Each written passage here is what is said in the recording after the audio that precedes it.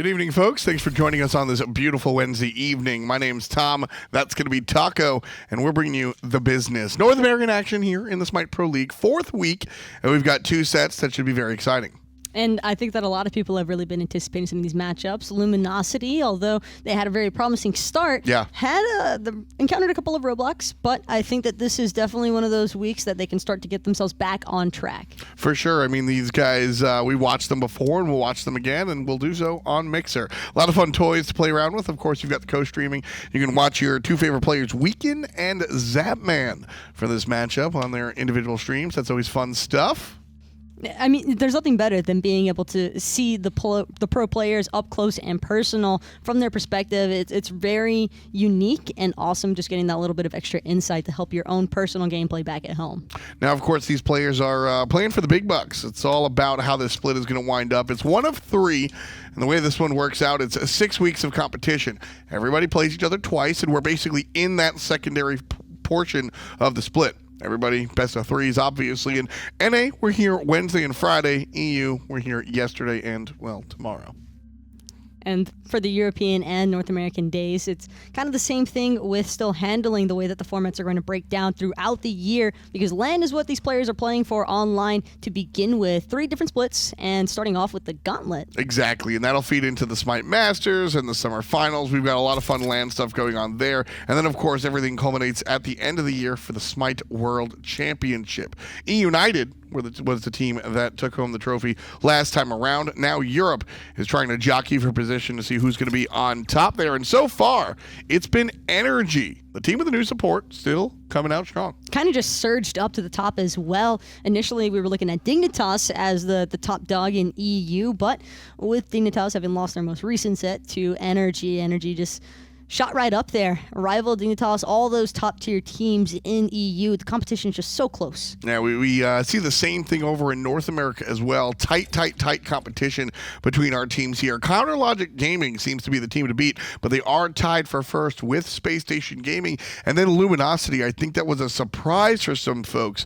Luminosity has stepped up in the beginning, and Trifecta, I bring them up in the 4th place because they have also stepped up. It took a while, kind of the opposite of what we saw out of Luminosity. LG started off really strong, and then reality set in. And with Trifecta, they kind of struggled, but now they're kind of doing it. For Trifecta, I think it was mostly just meshing together these star players to begin with. It's hard to just immediately have that synergy, although we've seen it in the past. It's just not always going to be the case, but now that Mass seems to have found a little bit more of his groove, Zapman and NeiruMah starting to get more into things as well, so this team's shaping up pretty well. They're looking really strong here in the 4th spot, and of course, if they're your favorite team, you can go ahead and support them by purchasing their badge. 500 gems. And that gives you not just trifectas, but, well, it gives you 1 team. And then you get to choose however many you want. You can buy 1 and then buy more later, but the money goes directly back into the Pro League, and you can get some fun stuff for your account as well. And also make sure that you are definitely equipping those, as I know some people out there that have forgotten to equip them after they got them. And if you want to get those HUD themes and all the other cool stuff that comes along with the FP, you need to make sure it's equipped. Now, if you want to get some bonus FP on top of your badges, well, you should be betting along with our games here in our schedule. Today, we're going to see Luminosity take on Trifecta. And then after that, it'll be Space Station Gaming versus Splice. Black and yellow, black and yellow. This is a very intense week, though, for Counterlogic Gaming. CLG have to make sure that they show up, not only on Friday, but having those back-to-back sets, it can be pretty rough on the players. I definitely think that CLG is going to be one of the teams, though, where they can either decide if they're going to be able to maintain that first-place position, or if we're going to see some of the other teams from NA start to rock on up there as well. Sure. I mean, this is really what we're looking for, is trying to find out who actually is going to be the top team right now. Luminosity looked like they were going to be the top team in the beginning, have some struggles, but all in all, definitely a strong squad. LG busted into Season 5 really hot. They came in like Kamazat's ult, like a bat out of hell, and they're continuing to fight. Now, things have slowed down for Weekend and the boys, but I don't think that's really a testament to the strength on this roster. Keegsmate might be Rookie of the Year. This guy's insane, and LG, these guys are pumping. Pretty awesome video there. A nice little quick recap, I think, of what's happened so far in Season 5, riding along with Luminosity. These guys have tried their hardest, I think, to prove everybody wrong, and they've, like, 50% of the way accomplished that, I would say. Mostly coming off of Weekend. This is the Assassin meta, and I think that Weekend has, for the first time in a while, really started to show some signs of life in that jungle position. Yeah, again, you know, sort of the return to the jungler. This is a league where the junglers are going to do a lot of the work, and Weekend looks very strong in his own right. But for me, I mean, Weekend, it's hard to take the star away from Weekend, but keegsmate has been out of control. That's the thing, though, is that it's this rookie mid laner to the veteran player in the jungle combination that I think has really kind of revived Weekend's want to play even. Yeah, Keeks kicked it. He was destroying it over there in the console league. This coming over here to the PC side of things looks really strong. He's really been a driving force for Luminosity Gaming. And like you said, I mean, whether that woke Weekend up or whatnot, everything seems to be working out for these guys. They struggled when they go up against the top teams, but against Trifecta, this one should be a really interesting litmus test to see. Trifecta's been surging lately. Luminosity sort of took their foot off the gas. Which is the real team, you know? Keegs will also really get a chance to also further try and display some of his mid lane talent. I think a large part of the reason why Keegs has found so much success in Season 5 is because he's always been that kind of dual joust player, and I think that having the ability to play through so many different mages has actually played a huge part in helping out Luminosity with just their flexibility in their comps. Well, when I think of another player that was really good at the duel in the 1v1 type world, it's Captain Twig. And look at the type of things Captain Twig has been able to do over the course of his Smite career. One of the few players that has been to virtually every single LAN. You know, I mean, there's something to be said about, you know, being able to understand the individual matchups there.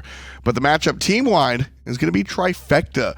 The red, white, and blue came in an interesting spot here. Zapman, Mask, a couple of strong players, but we haven't really seen, I think we've seen the beginnings of it, but we haven't really seen what the people expect, I think. From the wins that Trifecta have managed to acquire, I think it's mostly been from maybe one or two integral players just doing such an incredible job, but I have yet to get that feeling that Trifecta is working as that whole unit to get the wins, and right now it's clearly working out because they are starting to come alive a little bit more. We're starting to see a little bit more action, and I think that's always awesome to witness, but I do want to see them a little bit more on page with each other. It just feels like one piece of the puzzle is missing, and if they're able to find it, it's going to be a work of art. Certainly will be. Trifecta up here against Luminosity. Let's take a look at what they've been up to. There's a lot of latent talent on this Trifecta team. Zapman on the left side and Scary D on the right side. This is who I'm looking for to really drive this team into the sunset. Zapman needs to wake up. Scary D's been up, made breakfast, and ready to go already. This team needs to come together. A couple of pieces are already working, but when all five do it, you gotta watch out. And we're coming back to the same thing. You even touched on it in that video. It's like you read my mind, except in the past. But it's really impressive, though, seeing members like Scary D really start to step up. I think we were looking for that the entirety of Season 4, and we're kind of just like, hey, Scary, you're still playing in the SPL. Hi, Scary, can you do something now? And, well, he's doing a lot now, and it's for Trifecta. Yeah. And I think that a large part of that is also just he has Mask with him. Those two seem to get along not only in the game, but also IRL as well. Anytime these guys were interacting at LAN, they seem to get along incredibly well, and I think that's really important for having helped establish some of that team synergy in advance. I agree. And looking at, you know, Zapman's past performances and his past career here, Zapman has always been the guy, and he's always had to be the guy. And sometimes his teams kind of falter because he wasn't able to really step up. I kind of look at Eager, right? Zapman wasn't able to be Zapman. And so the team, for a number of other reasons, kind of faltered. Here with Trifecta, Zapman can be the guy if that's what needs to happen. But he's got Scary D. He's got Mask. He's got a team around him. And I think taking that pressure off of Zapman's shoulders has allowed him to kind of be a little bit better. I think the start of the Season 5 and Zap struggling a little bit was actually due to the fact that he probably felt as though he had more weight on his shoulders than what he actually had to bear. His team has done an incredible job at helping make sure that they can still accomplish the focal point of every game, which is, you know, obviously win. But more importantly, they're making up for the fact that even if Zap doesn't have a strong dual laning phase, they're still going to stay positive and try to bring Zapman to be as relevant and back into the game as quickly as possible. And I think that that's part of the reason why we've seen a little bit of inconsistency out of Zapman. But now that he's starting to figure out, hey, I can rely on Mask, I can rely on Scary, I know that they're going to have my back on this, I think we're going to start seeing him relax a little bit more. And that's going to help out greatly because not only is he probably going to watch his positioning a little bit better as on top of some other things, but it's just a nice feeling, man, to trust your team. Absolutely. We'll see if it's enough to get the win here. Trifecta versus Luminosity will be our first game on the docket. And Luminosity will have the first selection. So we'll see where they go. If they ban and they pick correctly, they should wind up on top. What are the odds to Trifecta ban out Arachne?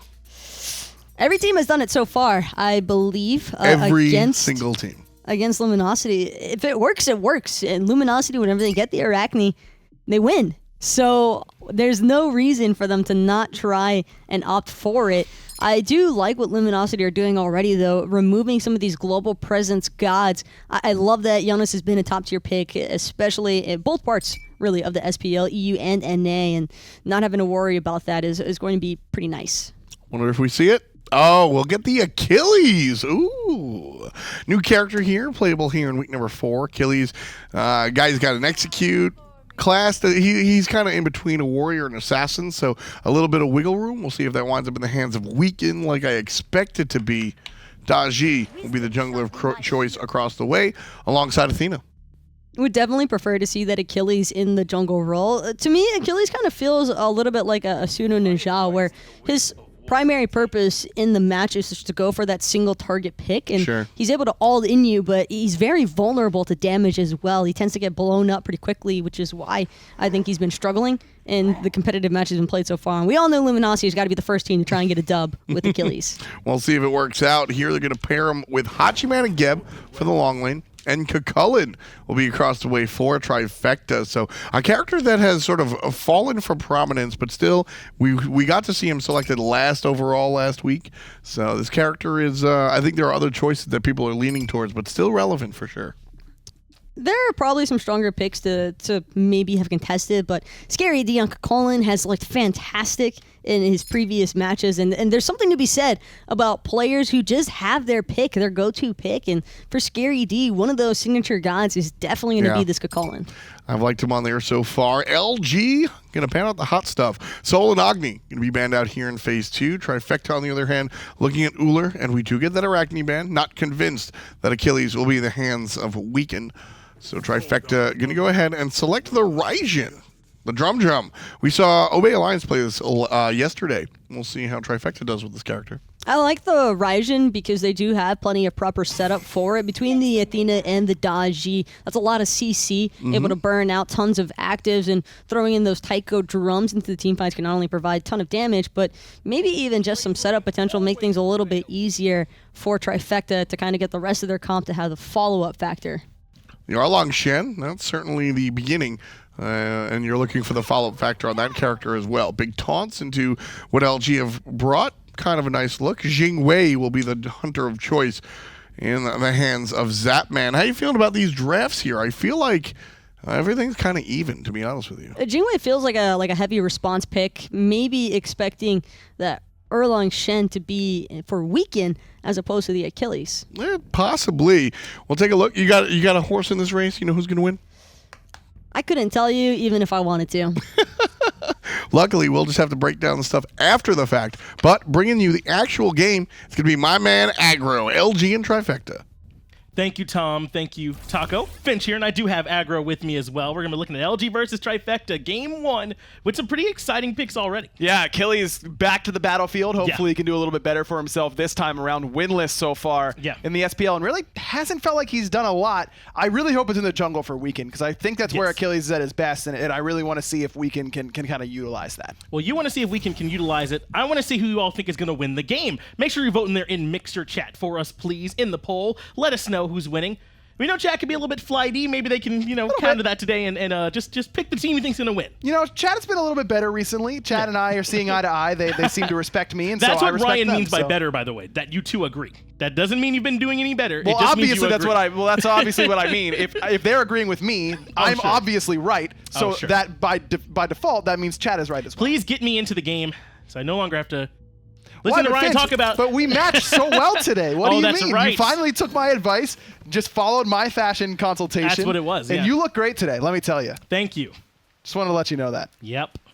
LG going up against Trifecta. It looks like it is going to be weakened on the Achilles, as you so wanted. So Kiki will be piloting the Erlong Shen. And I kind of like this. We don't often get to see Kiki on gods that can like do well in lane. I feel like Erlong's that god that can do that. Certainly can be. And I really feel like Erlong's kind of underrated right now. Though I kind of always overvalue Erlong Shen. He just feels like one of those gods that, as a mage player, it's really, really hard to get away from him. He does tons of damage with that one. If he can go into that mink form and just chase you down, he's hard to peel away. He's got some survivability.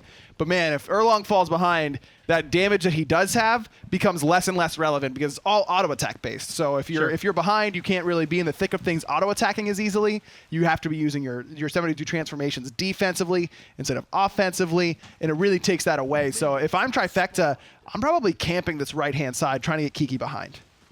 See if they can keep Kiki behind. Don't forget, these two teams did play rather recently, Ryan. I think it was just like last week that they ended up playing, and Trifecta was able to come out with that one. So we'll see here, essentially in the rematch between these two teams. They're all going to be rematches from this point out. And see if Trifecta can take it across the entire split, or if LG can even things up. But that was a 2-1 victory for Trifecta, and LG certainly in that set. So don't expect a blowout here either way. These teams seem to be pretty evenly matched, and I think that really speaks a lot to how much Luminosity has grown during this short season so far, that they've really risen to the level of being able to beat not only teams like Trifecta, but United, the top-end teams as well. Yeah, and we'll get to see some of that here in this game. I want to talk a little bit, though, about Metyankey here on this Raijin pick. In the picks and bans, they took us with a lot of good mages still on the board. They really trust Metyankey on this Raijin pick. Thoth was open, Discordia was open, and instead they go for the Raijin. I'm just not I don't know. I'm just not a believer in Raijin these days. I just think that other gods bring more to your team composition, but it does still have the safety. It does still have the early pressure. It does bring control with that ultimate, but I don't know. When even Pretty Prime is struggling on this god, and one of the gods that he's played more than anybody else, I really feel like this just isn't a priority pick right now. Well, you saw it there in the poll. It's very close between the two. 55%, though, going the way of LG, so giving him a slight edge. They have an edge here for Weekend, already forcing the Aegis away from Metyankey, but not going to matter. Keegs is the one that's going to fall for first blood. It will be a 1-for-1, but Trifecta take Keegs down first. And that was risky because Keegs has got to know that he's in trouble as soon as he comes around that corner. Metyankey didn't have the leap available, so I like the idea, but I'd like to see Keegs wait a little bit longer to try and make sure that he's going to get some protection and follow-up from Weekend. Instead, he went a little bit too early, and that allowed Mask and Metyankey to just blow him up before Weekend could get there. We got to see a little bit of that dodgy damage just now, though. Wow. Pretty good. Don't forget that these were the two first picks, of the Mask on this dodgy and the NeiruMah rather, on that Athena pick. So those are the ones that were prioritized by Trifecta. Already seeing a bit why Mask looks so comfortable on this dodgy. And I love giving Mask a god like dodgy. He's been really good on the Ravana so far here in Season 5, and dodgy feels like that same sort of carry god that he can really utilize and bring a strong performance on. I think Trifecta,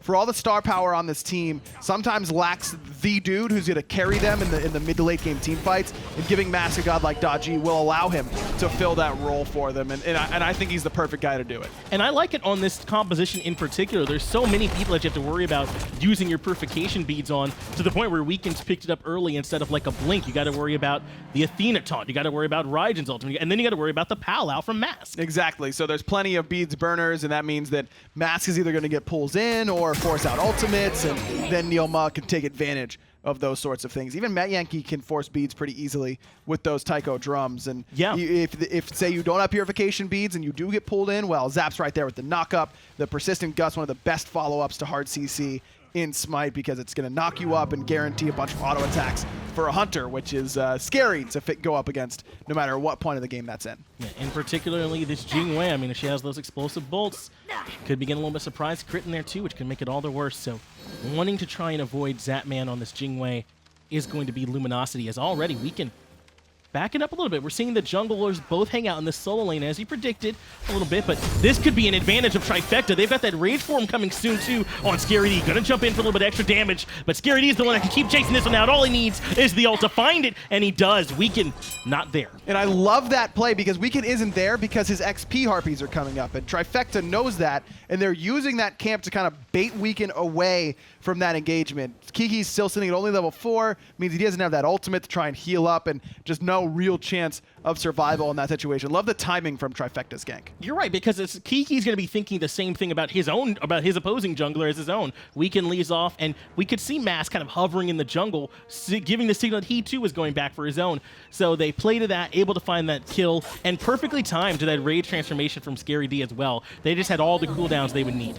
That's how you get an easy kill in lane in the SPL. You gotta try and take what the enemy team thinks they know and turn it on its head, and that's a good way to do it. Metyankey's pretty low here, so doesn't want to get hit by any sort of blink shenanigans. So no blinks at level 1 from Luminosity, as you pointed out. Weekend went for the purification beads, and Geno went for the sprint. So doesn't have to worry about that too much, but still plenty of gap closing ability. Weekend can come out of that jungle pretty quickly on the Achilles, even without blink. Yeah, he definitely can. It kind of feels like Achilles is deceptively mobile, at least inside of an actual fight, if he's able to land that ability onto an enemy god and reset the dash. But Mask wants to be back over here in the solo lane yet again, and good timing. Blue buff is coming up, but the rest of LG are here. We can see Geno making the rotation. Weekend's here as well, so this isn't going to be a free invade. Defender of Olympus, though, has been channeled. And here comes the support, NeiruMah. Geno already nearly dead. Scary will get that kill, but Weekend gets the execute, has that reset available. He's going to use it to try and escape, but it's going to be a tough task to get away from Mask, though he does get underneath that tower instead. Turn their attention towards Kiki, but keegsmate on the rotation. Yeah, Keegs is here, and Metyankey nowhere to be found. Already the apples come through and look for damage, and NeiruMah gets blown up. Keegs is the one that's going to get credit for that kill. Mask now forced to retreat. And don't forget, Weekend was able to make it out. Wow, turned out. I really thought that was going to be heavily in Trifecta's favor. Sure. Ends up going 1 for 1, but still, I mean, it's support for support, and Trifecta get the blue buff. So I'm going to favor Trifecta in that one for successfully stealing away the buff. But you can already see the potency of that Achilles early on. Weekend getting that execute and then still having that available to get out of danger instead of keep the aggression going. Metyankey had a little bit of company there in the mid lane, is going to be able to dash away. Raijin, as we said before, is very safe. Geno and Weekend just kind of looking to clear and see if they can move into the jungle, and they will find those mid-harpies there to take away for themselves. Weekend's off to a 2-0 start. This is what you want out of your Achilles jungle. Something that will allow him to play aggressive is just a little bit of an XP lead because he's a warrior. Despite having a lot of assassin-like stats with that passive, giving him extra movement speed and power, he's still gaining warrior HP per level, warrior protections per level. So that'll allow him to be just tanky enough, despite the more aggressive version of his passive, to dive into the backline and not really worry too much about what Trifecta's got going on. Now, Ryan, allow me to... I feel like this is what we see Achilles do, though, right? In the SPL, they get off to this good start, and then they're not able to translate that to the mid to late game. We might have to hold that thought, though. Clout's in a lot of trouble. Geb shield from Geno comes out, even with the airstrike committed from Zapman, unable to find the kill, and Clout's able to get out. But Clout had to use the ult and his purification beads. A little bit too late on that. On the right-hand side, Kiki getting dove yet again. He's going to fall to Mask, and that's exactly what Trifecta seems to be focusing on. Is this right-hand side Weekend. Big stun onto Mask. Execute there as well. Might have another one for Scary. We're going to be taking a little bit extra damage. Has to be careful. He actually goes back in aggressively. Defender of Olympus gets baited out when they see him turn around to do it, and with Keegs on his way, that means that ultimate's going to be on cooldown. Likely Scary D will be okay, but they at least got NeiruMah to use it. I like the play there from Weekend, realizing that he could just force out that Athena ultimate by playing aggressive, knowing that Scary had no other cooldowns available. And going back to what you were saying about Achilles, yes, this is what we've seen from him, is getting early leads and then not really doing a whole lot with it. But what we've seen from him has been in solo lane. So I really feel like as an assassin sort of style in the jungle, he can utilize that lead much more effectively than he can in solo. In Season 5, big solo leads are important, and we've seen teams win games off of them. That's what Trifecta's trying to do here. But I still don't think that it brings the same level of impact as in the jungle. This is an assassin-heavy meta. Assassins dictate everything, and junglers are, whether it's an assassin like Daji or a warrior assassin like Achilles, it just changes the outcome of the game. I feel like Achilles is in a much better spot this game than in previous ones to try and carry it. Yeah, it has always felt like they played through their junglers, even in previous seasons, but in particular in Season 5, because it's so important where you decide to go as the jungler. We've seen early games lost just off of an invade attempt that didn't go through, even without anyone dying, just wasting your time there. So where the jungler chooses to go, and then when you get there, are you ahead like Weekend is? It's so impactful. Kiki's pretty far behind on this right-hand side, so that means Weekend's probably not going to come over and try and get kills on a Scary D, maybe just relieve a little bit of pressure, but even that, I don't know if I'd really relegate Weekend to that right-hand side at this point in the game, because Gold Fury is now within the sights of Trifecta. As soon as Zapman finishes off those boots, by that time the Devourer's gauntlets will be all stacked up. Jingwei can do that objective pretty quickly with the attack speed steroid that she grabs whenever she gets knocked up by her own persistent gust. Weekend needs to be wary of that and understand that if there is a fight on the left-hand side, he's going to need to be there. Could be a potential engagement, and it is. Mask is going up onto the Palo. Has already found the chain on the Weekend, but he has the beads. Those will be used. But continuing to go in aggressive is Metyankey. Sprint's going to come out for the disengage. Now they have the chance to get collapsed on. Taunt comes back in from KikiSoCheeky into tons of damage. Mask is the one that falls. Taiko Drum comes out in response, but too little, too late. Now they turn their attention towards the drummer. He continues to run, but now he's going to be running into keegsmate, who's there. Kiki finds yet another kill. Metyankey falls as well. Wow, talk about making an impact from behind. Kiki comes in there, knocks up 4, and then taunts all of them on top of that. Just an overinvestment there into Weekend. He uses the kit beautifully to make sure that he can get away and just bait Trifecta deep into his jungle. Just way too much of an overcommit from Trifecta, and Kiki's positioning punishes it perfectly. And that lead that Scary had earlier, gone. Now Kiki's the same level, sitting pretty close to net worth as well, only down about 200 gold. Well, it turns out when you win a team fight like that, it's not going to matter how far behind you were before. And it's tough because that wasn't an overcommit. Sometimes overcommits can happen quickly. Like you go in, you didn't find the burst you're looking for, it all gets immuned out or something like that, and now you're stuck. But, I mean, first Mask goes in, then Metyankey jumps in afterwards. It felt like they really thought they were going to be able to find that kill. It just did not happen, and Kiki perfectly times his abilities to help get the maximum punishment. And honestly, I mean, even if Trifecta do find that kill on the Weekend, so what? They still would have lost multiple members. It was just a bad call to go that deep and try and chase down the Achilles. Got to be a little bit more careful than that. Weekend gets taunted in. Palau comes out onto him one more time, but able to use the ultimate to get away. This is the second time that Mask has used that Palau on the Weekend for him to be able to safely just make it away. But Mask has that 20% CDR from the Jotun's Wrath, whereas Weekend has gone for the Crusher earlier on. So I have no problem Mask trading out ult for ult in that situation. I just need him to use it as soon as it's up and available again to try and use that window to punish Weekend. Now, correct me if I'm wrong here, Aggro, but I don't think we've seen Weekend be the aggressor yet, really, or LG really in general. It felt like Trifecta has been the one starting up these fights, and LG have done a great job responding to them so far, or at least over here in the solo and in the jungle, it's felt that way. The one time that Luminosity was the aggressors is when keegsmate was coming around the top side of mid Harpies at level 2 and starting off that engagement on these left side mid Harpies. Other than that, you're completely right. It's been Trifecta, forcing the envelope, and then everyone else coming in and trying to stop that from happening. And Weekend's done a good job of that, and that's something that we see a lot of teams have a lot of success with. I can't say I'm not a fan of it, but I do want to see LG start to be the aggressors at some point, like right now. They are indeed putting the pressure onto Scary D. He's going to be able to keep walking right on out of there, though, without too much trouble. Had the Rage form coming with that Hell Shield and extra skills coming out. I think LG knew better than to pursue the Cucullin too far. They are going to take a look at the red buff, but Trifecta responding with an aggressive positioning on the duo side. Blink forward from Mask. Clout early on the beads, and now has to use the ultimate just to get away.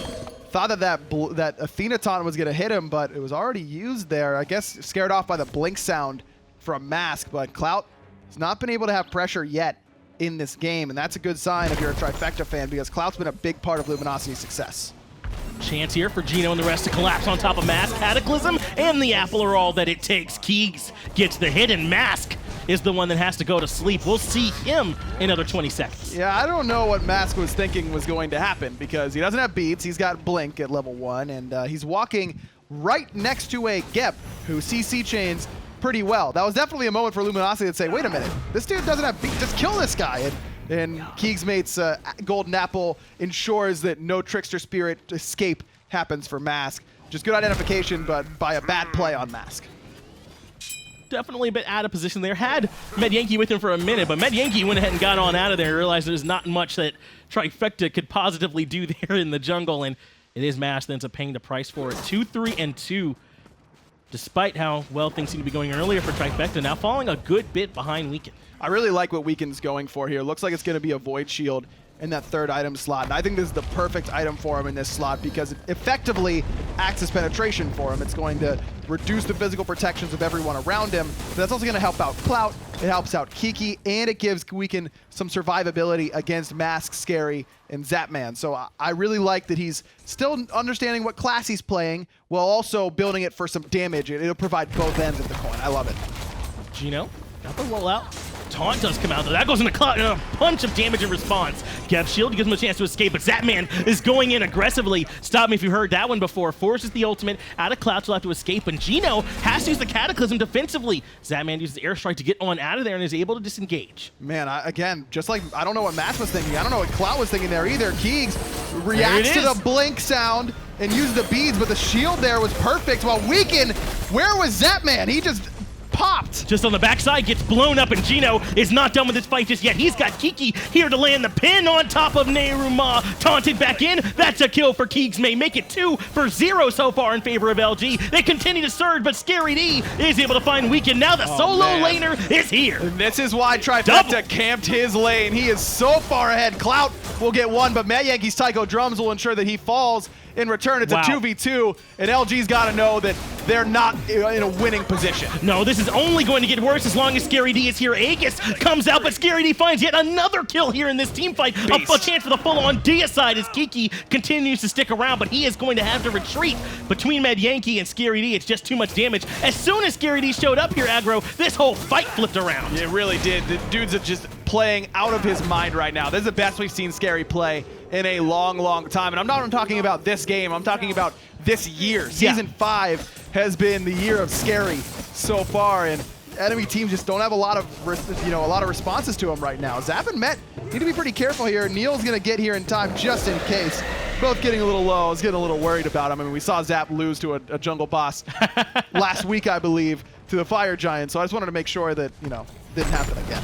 They are able to secure the Gold Fury, and that, look at the chart, that brings that lead straight back down that LG had built up for themselves. Now 1,000 in favor of Trifecta. And just like I was, saying, I don't like that call from Trifecta to play aggressive on the right whenever they chased Weekend down and lost that big team fight.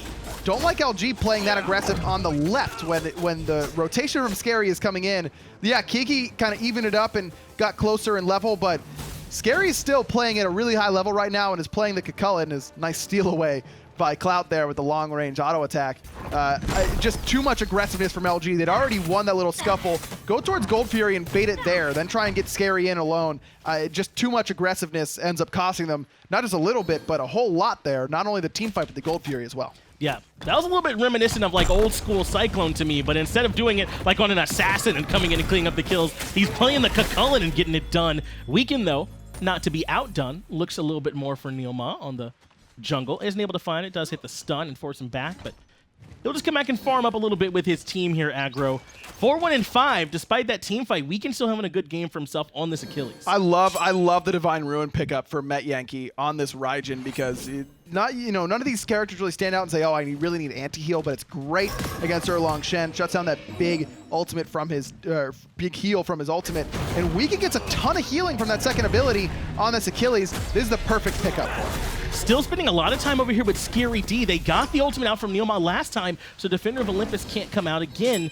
They do at least get the range transform, but he's able to back up without really committing too much this time, and this seems to be a bit of a focus for them, is focusing out Scary D over here on the solo side. Now, as much as I like Metyankey's Divine Ruin, I really don't like keegsmates at all. I mean, there's not a lot of healing that you have to worry about on the other side. We're talking the lifesteal from Zapman. This is a very European-esque build where European mid laners seem to just love to build Divine Ruin because, I don't know, maybe they like purple or something like that. But in this situation, there are just better pen options for keegsmate in this slot. Spear of Desolation is a little bit more expensive, but certainly would have gotten the job done. I've even seen some Discordia players go for Spear of the Magus because of those little little drop balls from the Unruly Magic will proc that Spear of the Magus. I'm not a big fan of that, but I feel like even though Divine Ruin's more Spear of Desolation's more expensive in this slot, it's certainly worth going for on the Discordia. Could be trouble for Mask yet again. Has to go up into the Palo just to get away. The apple ends up hitting Neil, which isn't the biggest problem, but they are going to be pulling Geno. Mask has nowhere to go, though. Weekend is the one that ends up getting that one. Geno wants to continue going into the jungle, jumps away, does Metyankey, so he'll be safe for now. Clout is stepping forward a little bit, but LG now controls that space. Master's on a different page than everybody else. He wanted to go in, and the rest of his team not really in position to help him out there. Just needed a faster response from the rest of Trifecta, and that's a couple times now that Mask has been in the wrong position. I mean, he is 4 levels down right now to weaken, significantly behind. That's with Mask getting off to a great start. This is something that we've seen from Mask before. He gets off to good starts, and then just a couple bad plays here and there. It seems to shake him up and just has a rough game after that. It's got to stay focused even after getting picked off once or twice. And the lead is bad. And from Dodgy, you definitely want her to be close so she can get all that damage off, but certainly the powwow can still have a big impact for Mask here in the fight, at least to try and take away some relics or cooldowns and potentially give Mask a chance to have an impact that way, but it certainly needs to catch back up here with Weaken in terms of build and XP, because level 13 right now, I mean, almost as low as NeiruMah, just too low. And it looks like Mask is going to go for a Bloodforge here right after Heartseeker, and I do not like this pickup. If that is what he's planning on going for, though, I can't imagine he's building anything else in that Spike Gauntlet tree because it's so expensive right now, and he's not getting a lot of gold. He's really far behind. Get a Titan's Bane, you know, something cheap where you'll be able to do a little bit of extra damage to all of your opposition. Go for something a little bit cheaper that can give you a big oomph right now. Get a Spirit Robe to try and, you know, mitigate some of the CC chain damage the Luminosity has coming for you. A Magai's Cloak. I just feel like if you want to go damage, I don't have a problem with that because if Dodgy commits to not doing damage anymore, what are you picking her for? I agree with that. But at the same time, you either pick up an item that gives you a little bit of CDR and survivability so you can keep getting your damage off and not get killed right away, or go for something cheap. It's going to be forever until this Bloodforge gets finished. Yeah, it's an item that we've seen be built a couple of times from behind where it could be a little more expensive, hopefully trying to just benefit from the passive. But as you said, Ryan, we'll see what the plan's going to be for him. Gold Fury is going to be right back up here on the map soon, and we'll see them group around that. Plus, I mean, Keegs has that Divine Ruin, so you're just kind of... Oh, sure, yeah. You know, you're not buying Bloodforge for the lifesteal explicitly, but it doesn't hurt, and you're getting less value out of it because of Keegs' itemization that's already complete. You're not forcing him to build anything. He's already built it, and he's just kind of happy when he presses tab and sees, oh, he's buying Bloodforge. See, I knew I should have been building this Divine Ruin. Just knew exactly what the build path was going to be. Just 10 steps ahead. Yeah, that's all it is. 200 IQ plays as LG grouped down the Gold Fury for a moment, but instead they're going to come over to the middle lane where Mask and Metyankey are hanging out. Mask trying to catch back up a little bit in farm, like we talked about earlier, and our solo laners continue to remain over here on Solo Island. So not yet going to be the full 5-on-5, but it doesn't look like anyone wants to start up anything around the Gold Fury yet. Instead, kind of waiting out a little bit longer. And I really feel like if Trifecta had a jungler who was the same level or close to that of their opposition, this would be a great time to play aggressive because Zapman, has finished off his Executioner already while Clout's still sitting on his Balance Blade too. And Zap has had control of this lane the entire game. I mean, Clout has less damage than NeiruMah or Geno. Now, Zap's not that far ahead of him in grand scheme of things, but he's still doubling his damage right now as a hunter. Zap has really had control of Clout all game long. It's been consistently forcing out the relics with help from NeiruMah or Mask. And if I'm Trifecta, I kind of want to utilize that, but at the same time, then you look and you're saying, well, my jungler's super far behind, so now we just kind of got to wait it out until Mask is able to catch up a little bit. Now, I have been wanting to ask you here, Aggro. NeiruMah's got the Midgardian mail. That's one of those items that was changed relatively recently and is pretty strong now. I certainly feel that way about it. But it's not as if there's a tremendous amount of auto attackers here on the other side. Is it because of Kiki on this Erlang Shen? Yeah, it's really Kiki. You could slow him down really effectively, but I don't mind the Midgardian mail as a whole. I just would have rather seen a Sovereignty than a Midgardian mail because this will help NeiruMah a ton. Don't get me wrong. There's a lot of physical damage coming out of the rest of Luminosity's draft. And having that aura physical protection, I mean, it doesn't get mitigated by Void Shield a little bit, sure, but if without it, Void Shield is letting Weaken do true damage to all of your carries. So you don't want that to happen. You may as well just pick it up and make sure that they can stay at least a little bit safer. I really feel like Mask, Metyankey, and Zapman might be missing that extra physical protection in HP 5 that Sovereignty would have provided with the aura. Yep, and LG will have that going in their favor as Geno has picked it up. He's still waiting on where he wants to go magical defense-wise. Wouldn't be too surprised if he sees something along the lines of like the Pestilence or the Heartbreak for him, but LG, they're ready to start right now, Ryan. Gold Fury has been pulled, and Clout is the one that's on it. Zapman, NeiruMah are all here, and Kiki's on zoning duty, so it's going to be up to Zap, if anyone, if they want to try and strip this away. Scary D is on the backside, too, to try and come in. Man, Mask already took half his health, though. We got to be worried about that. Weaken forces back Zapman a little bit, but Scary's doing enough just with his presence alone to be a nuisance. Oh, Mask might be done. Might be soloed in the mid lane here. Kiki almost brought him down, force out the ult. But that's huge. Kiki almost by himself for free, able to force not just Mask away, but the ultimate will be down even once he's back. Gold Fury continued to be looked at by LG, and Scary D is the closest member here. He's got to move in now, get stunned out by Weekend, and it's too late. LG take the Gold Fury, not for free. That was earned with great zoning by that squad. Now, I know Trifecta fans saying, what are you doing? You know, get in there and try and seal it away. Honestly, I like the call to give it up because Luminosity isn't going to break the game wide open from that Gold Fury. Well, it help him out, of course, but it's not going to end the game by itself. The game was even before that. It's even now. It's not worth dying over. The easiest way to lose this game if you're Trifecta is to throw everyone at that objective and all find yourself in a ton of trouble. Speaking of trouble, Keegs, bad pathing into the mid lane without any sort of ward coverage, eats half his health and loses his beads in response. You know, I thought you'd be a little more sympathetic as a mid laner. Isn't everyone always there making your life hard, Ryan? Yeah, of course just they always are. just ruining it, making it so hard to play you mid. have to play mid lane like a scared little mouse. You have to think that everything is that hard going for you to do, or? No, I'm terrified of everything as it is, so Okay, that's sure. easy for me. I just get to project all of my fears into the game of Smite. You know what scares me? Like giant insects. That's fair. Honey, I Shrunk the Kid style ants. You know how strong ants are? Can you imagine if there was an ant the size of like a big car, how much that would mess you up? What about that scene from the second Harry Potter? Is that one? Yeah, with the giant spiders and good stuff. scene. Yeah, Scary. miss me with that, dude. No way.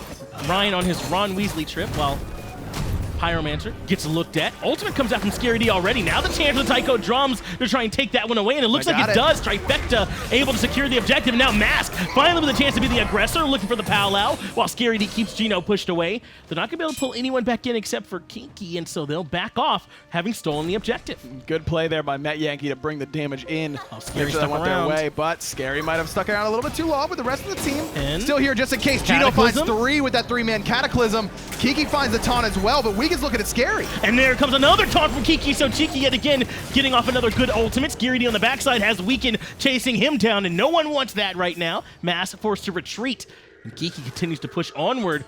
Looked like it could have been a good fight for LG, but everyone from Trifecta disengaged cleanly. Just 2 different target selections. Kiki was handling multiple people on the left-hand side very, very well, while everyone else was on Scary on the right-hand side. But to be honest with you, I'm not sure that anyone could catch up to where Kiki was, and if Kiki's on Scary, does that really find that kill? Probably not. So it ends up just being one of those situations where Trifecta's split up in positioning was good enough to not have to worry about what Luminosity was throwing at them. But I really feel like Luminosity getting 2 Tier 1 towers out of that is a nice response. Good play by Trifecta to not lose anybody, but Luminosity makes the correct response in their side. Yep, some Tier 1 in mid and solo that are down, and LG, despite not being able to get the Pyromancer, remember, just before that, they did get the Gold Fury, probably the more valuable of the 2 objectives, so LG aren't going to be hurting too bad over that one as we approach the 27-minute mark, and the game remains very close. We said it at the top, these 2 teams are pretty even and feels like kind of in the middle of the pack around that 4th and 5th spot, somewhere around there.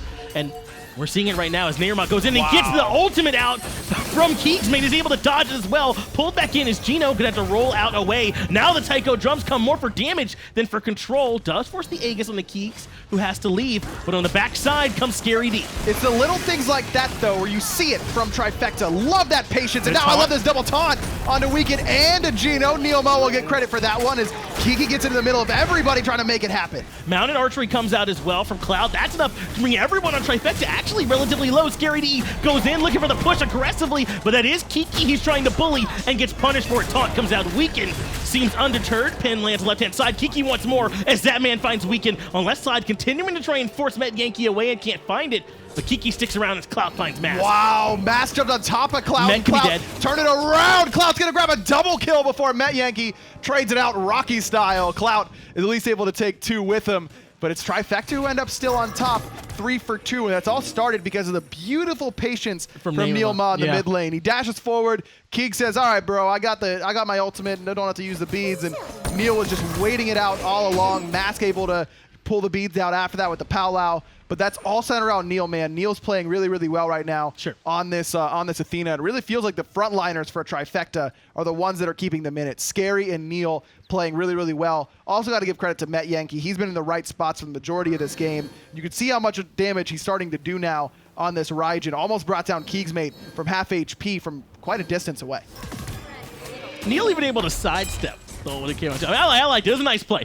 But I agree with you. That fight went so well for them. It really helped out, though, on the backside. Even without Keeg's ultimate, Clout able to come in and get the mounted archery onto a bunch of targets as well, and finally put his damage into the team fights. So you certainly can see when the 5-on-5 happens, LG has plenty of damage in their own right. It's kind of come down so far to these picks that have happened that are getting the fight in one team's favor over the other. We haven't really seen that true 5-on-5 where everyone's on even footing. Someone's always getting forced out early. And Kiki's been doing a lot of that, of forcing out the opposition early on. Yeah. And he's building what's probably going to be a heavy hammer, a frostbound hammer on this Erlong Shen, something that we haven't seen a lot of lately at all. But you know what? I really like it here. It gives him some HP, gives him a little bit of power, and slows down the opposition. And like I was saying at the beginning of the broadcast, man, as a backline player, I hate playing against Erlong Shen because he feels like he can stick to you so well and deal really relevant damage. And this Frostbound Hammer, if that's what Kiki goes for, is going to make it that much easier for him to do just that. Job is going to be a little bit harder for Kiki and Clout, though, on yet another mid-guardian male been selected. This one's going to be on Scary D. And again, that it's no longer the chance. It just procs now, and it stacks up as you have those successive basic attacks in a row. It is going to make it a little bit harder for Kiki and Clout, but we've seen Clout do plenty of damage just from his abilities as well. So I don't think he'll be hurting too much, but it's certainly going to limit how much he can do auto attack-wise. I do like the mid-guardian male pickup, as I said. It's worked out for Neil so far. His team has been doing A-okay without that sovereignty, and he's been able to survive a lot because of it, and with Scary picking it up as well. Good luck trying to bring him down if you're anyone not named keegsmate on Luminosity. Bit of a grouping around this Gold Fury already. We are 30.5 minutes in. It might not feel like it. This game has been paced so well by both these two teams. This Gold Fury not going to mean as much as it once did. Instead, LG looking to see if they can force Trifecta into a bad fight. It's Weekend who's up front. Trying to see if they can get NeiruMah in on the right-hand side. Going in is KikiSoCheeky, and he's looking for Mass. Finds the three-man taunt, but no immediate follow-up. It's more to get him out of there than anything. Tycho Drum committed. A lot committed, actually, on a Kiki, who just walks away. Nice shot there from Keegs, long range to force Metyankey back with that ultimate. Did about half his HP with just that golden apple alone. Clout, knowing that a couple people are backing, gonna head straight towards the Gold Fury because Kiki's got that teleport up. He's right back. They are here and blinking in for the Cataclysm is going to be Geno. Weekend's there to follow it up, and Zapman already forced to retreat. They turn their attention right back towards the Gold Fury. Scary D's here, but he's kind of the only one. This Gold Fury likely going to be going the way of LG off a strong team fight from them there, Ryan. Again, forcing everyone back. And this is what I really like about Luminosity as a team. Yes, they're performing a lot better than a lot of people thought they would, and I never had any doubts about the talent level of this team individually. I think that people really underestimate Kiki as a player. I mean, look at what he's done so far this game. I'm a big believer in Keegs, as I'll go on my rant later, because Geno is in a ton of trouble. keegsmate as well. Already both relics used by the mid lane mage, but still gonna get pulled back in. Yeah, Keegs is pulled back in. He's already gonna be blown up. Metyankey, though, falls in response. Weekend is the one that ends up finding that shot. 1-for-1 mid for mid as a taunt comes out from Kiki, but he actually gets pulled back in and could very well fall. Mask falls as well to the pressure this time from Clout, and LG turn their attention back towards Zapman as well as NeiruMah. Zapman gets one kill, but he's standing inside of too much damage. Geno is eventually the one that's able to take that one down as well.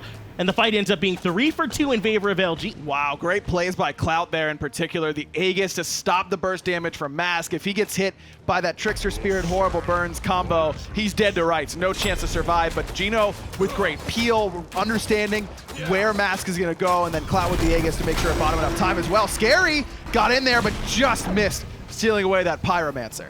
Not going to be able to keep fighting here either. Now the objective's been taken down. Can at least get vision control and try and make things a little bit easier for Trifecta moving forward, but yet again here, Ryan, it seems like Trifecta can't seem to get these teamfights going quite their way. And even when they do, they don't seem to get a lot off of them. And that's what I was about to go on my long spiel about, is that Luminosity's objective focus has been the differentiating factor for me between their wins and their losses. When they're able to find their wins, it's because they're winning their team fights. They don't blow people out most of the time. It's some close engagements. It's maybe not even getting kills. That second Gold Fury that we just saw, where, you know, it's Kiki and keegsmate forcing a couple people back. Then Kiki teleports in to make sure that he can zone with alongside Geno and make sure that the Gold Fury goes in Luminosity's favor.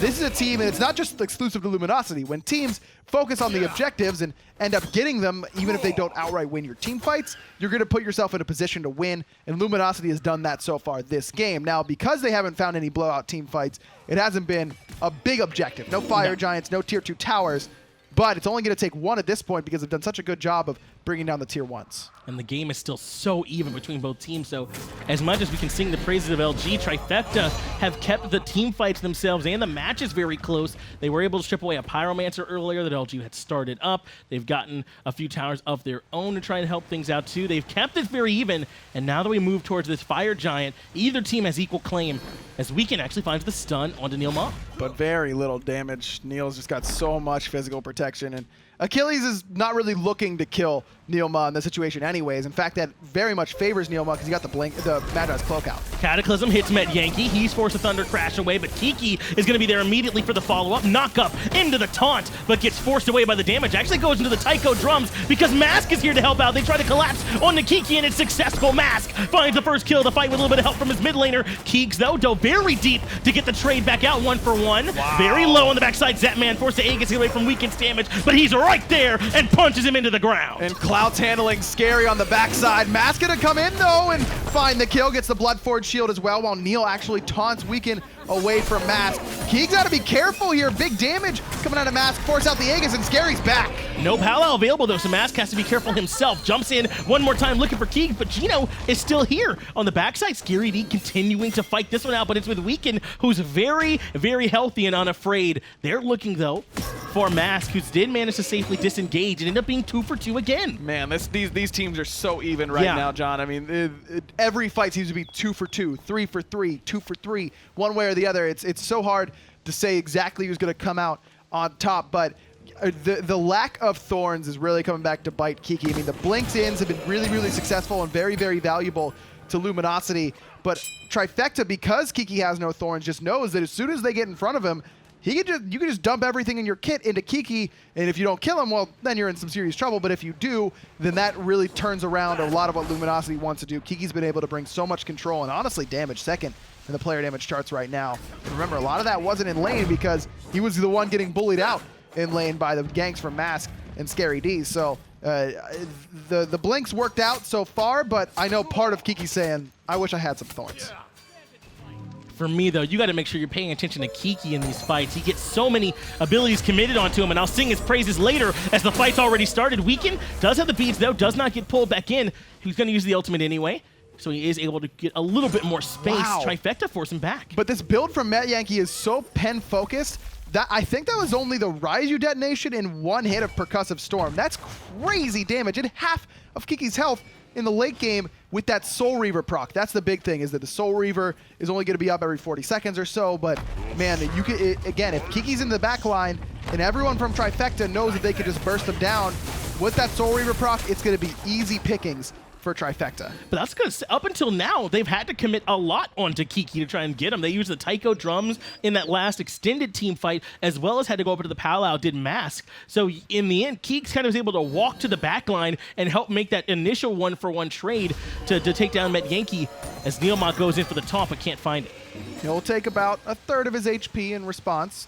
Good damage from keegsmate. Weekend got it all by himself, and Mask realized that Blinks forward, looking right for him. No beads right now for Weekend, and he's gonna fall to the damage. The ultimate was forced out earlier on. He paid for it. Now KikiSoCheeky is trapped inside the Taiko drums. That was not the beat he was looking for. Clout does eventually find one kill in favor of his team. Mask is the one that falls, but Scary D is undeterred and continues to look for Geno on the backside. Clout was coming in looking for some kills. Finds the two-man stun, but it's not gonna be enough. No way! Finds some kills, actually finds a double kill. Turns that one around. Keeks comes in as well. 4 members of Trifecta have fallen. LG still standing with 2. Wow, what a play by Clout. He finds that double stun through the Aegis. I counted him out. From Metyankey. I think all of us did, Trifecta included. And now Keegs just gets to chase down Scary D with a little bit of help from Geno. Keegs gets to say he stays so safe during that entire team fight. A little bit of a mistake there, actually auto-attacking Scary when he shouldn't be because of the Midgardian mail, but it happens. It's okay. Keegs stays so safe. Look, Weekend gets picked right there, and the fact that Luminosity doesn't just get wiped and lose Fire Giant is a miracle in its own right, huge. because Trifecta committed almost nothing to him in the way of ultimates. It was just that Taiko drums that also ended up bringing down Kiki at the same time. So even though it was the taunt from NeiruMah and the blink in from Mask, that's still not a lot to invest for one kill at this point in the game. But man, the turnaround play from Clout to play that aggressive in that back line and just bring down Zapman. Keegs also did a ton of damage. I mean, that's why I really feel like people were underestimating this Luminosity team, was because I think that Clout is a top hunter in North America. The dude has just performed so consistently through the years, obviously under the name Vedium, because we'll talk about that later. I keep waiting until the day I'm just going to talk about how I dislike the name change. But regardless, he's been a beast for a long time. He's always been a really solid land performer as well. I think that he gets really undersold among North American hunters, and that play is a pretty good display why. Yeah, that couldn't be made a bigger deal. We can't oversell it because, like you said, Trifecta started that fight off the dream way that they wanted to. They caught Weekend without an ultimate, without the beads on the left-hand side, found that kill, able to bring Kiki low and find that as well, but Clout turns that one around. Now here we are, instead of Trifecta taking the Fire Giant and sieging, they're having another 5v5 fight. Geno does get poked down very low, has to get shield himself, tries to roll away, but gets interrupted. Trifecta have poked him down pretty well. Keeks has got a 3K pot right now, so he's going to be swinging really, really hard. Still has red buff on him as well, so that's a really big power spike. Link it in one more time. Weekend finds the stun, and up into the pal-out goes Mass on the backside. Scary D is looking for keegsmate, but gets knocked up, interrupted, and controlled. He does use the ultimate as Kiki finds Zapman, but Zapman finds Clout. Kiki falls as well, 2 for 1 in favor of Trifecta. Scary D now has Defender of Olympus to help him out. The collapse appears to be on. Metyankey, despite being low, continues to push in with NeiruMah there to help out. Weekend comes around the corner, gets taunted and controlled, but there's no more damage to follow up. But Trifecta, despite being up a member right now, has to be careful because Keegs has the potential to turn this team fight very, very quickly, and that's why they're retreating. Geno actually blinking forward, finds a couple with that knockup, but he's way farther forward than the rest of his team. And that was the damage from Metyankey coming back out. Geno couldn't find anything except for a little bit of damage coming his way. His team, though, still controls this Fire Giant pit. They don't feel comfortable going for this Pyromancer without their sustained damage on here in the form of Clout. So they'll back away, and yet again, we're back to parity, it feels like, between these two squads. So that time, Clout a little bit too aggressive. He should not be where Kiki is in the team fights, unless it's later in the engagements. Off the rip, you got to be separate from your solo laner because Kiki's absorbing so many cooldowns in these fights, and in fact he swapped out that Frostbound Hammer for a Mantle of Discord, which I'm a big fan of. I think that's the appropriate swap to make. Now that you aren't going to be doing the majority of the damage for your team anymore, you can kind of scale it back and go towards the defensive option. I like that adjustment that he's made. But Clout didn't have any relics, and in the play that he made around the right side mid-harpies was made possible because of the Aegis and beads that he had available. So just a little bit too aggressive there from Luminosity's Hunter. Trifecta have the control, but Weekend once again is trying to loop around the side. Geno gets taunted. They don't commit too much onto him. Just looking for whatever kind of free damage they can get, as now Kiki is the one furthest forward. How long Kiki has been able to survive in these fights has been a big deal so far here, Ryan. It really has been. I mean, 11 assists for the Luminosity solo laner, and 3rd on the player damage chart still. He's played very, very well. Yes. Taunt comes out. Geno gets a bunch of damage in return. Forced to use the shield himself, but you barely saw it. Kiki goes in for the taunt and the knockups, but this time there's really no follow-up for it. Geno is coming in response. Psycho Drums already been used by Metyankey, and this time nowhere near as impactful, but Mask is up on side the Paolo, and he does pull in Kiki in response. Very low on the left-hand side is Weekend, and he's getting chased down, but Keegs turns the damage back around onto Mask as Zapman finds Weekend. Oh, but Metyankey's still here, and that's going to be big damage over the wall set up by Scary D. A double kill from Zapman's crit. Zap gonna find a triple kill and almost the quad, but it doesn't matter. Trifecta get the clean deicide, and now they get their pick of the litter. Do they go for Fire Giant or do they go for Phoenixes? It looks like their call is to start pushing right down the lane, but finally we see a big team fight end up going the way of one team over the other with the deicide on their side. Trifecta are going to start coming down and push down this mid lane, but Ryan, why did this fight go so heavily in Trifecta's favor? Well, Metyankey's the focus right off the bat, and NeiruMah turning around and using that Athena ultimate to make sure that he's able to stay safe absolutely critical. But then all the focus gets shifted, and all of Trifecta is hitting frontliners. They've got 25 seconds until Weekend's up. No, they've got a minion wave, but it's not too big here. They're definitely going to try. This is going to be close. They're definitely going to go give this one a try. It's not going to come down to who responds, but their health bar is here, and they're doing tons of damage. I think they have a chance. The Titans down below half health. Trifecta of one late game deicide take game one off of LG. Wow, it all takes one team fight. Wow. And it's Trifecta's one to take. And again, it's just the target selection from Luminosity, a little bit off the mark, looking at those tanks. But I honestly thought it was going to work out well for them because Keegs wants to hit multiple tanks in a small area with how much penetration he has in the build. He spread the apple. That's what ended up killing Mask. But what a performance from every side. I mean, almost everybody had a great game in that. And not just on Trifecta, but Luminosity as well. Yeah, 10 great players that game, which is why I would not want the job of picking the MVP. In fact, I'm going to give that to you, chat. Mixer chat, please tell me who is the MVP in the poll. You think you can just give chat what you don't want to do, Finch? I'm doing it right now. MVP poll, chat. And in fact, before Ryan can complain, let's get it over to the desk. Thanks a lot, John Finch. I'm going to do the same. I don't want to do the desk. Chat, it's up to you. We've already seen this one before. It's not as exciting until you take off running. Not funny. Not funny at all whatsoever. That was a loud siren. Anyway, a loud siren should be shown for Trifecta. One team fight wins the game, and bang, there it goes. These guys were tied up almost the entirety of the game. Obviously, a big disparity between structure damage, but everything else. We watched, it was 89,000 to 91,000 at 38 minutes, and this game ended at 43.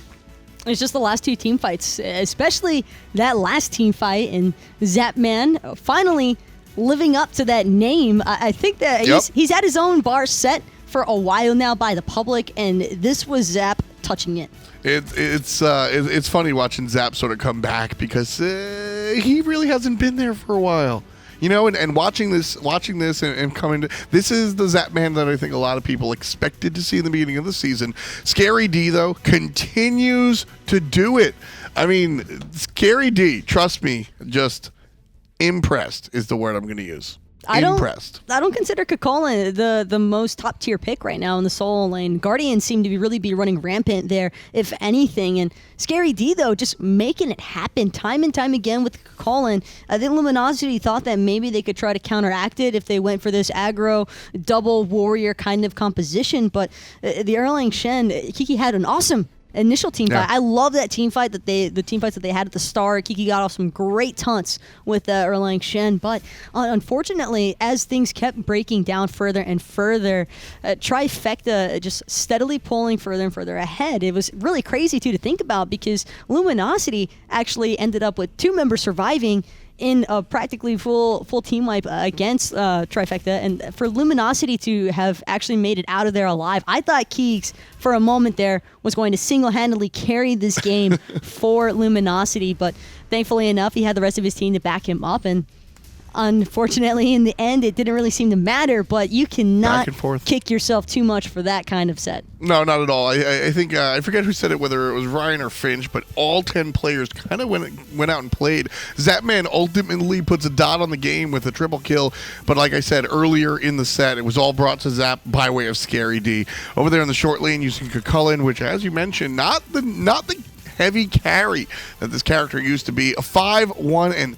Is that 16? It's 16. Oh, that's obnoxious. On top of 27,000 player damage. So, Scary D, you had to notice him whether or not you wanted to. I can't even begin to imagine how much damage he actually had mitigated and tanked up. And it's really impressive stuff. The timing on a lot of these knockups as well is more importantly what I'm looking at, because there wasn't a ton of setup factors going for Trifecta throughout the majority of this match. It was really just Scary D standing in front of somebody so that Metyankey could free cast, so that Zapman could get in those last couple of auto attacks, and it made the difference when it needed to. Yeah, I mean, this guy had 21 out of 25 kills.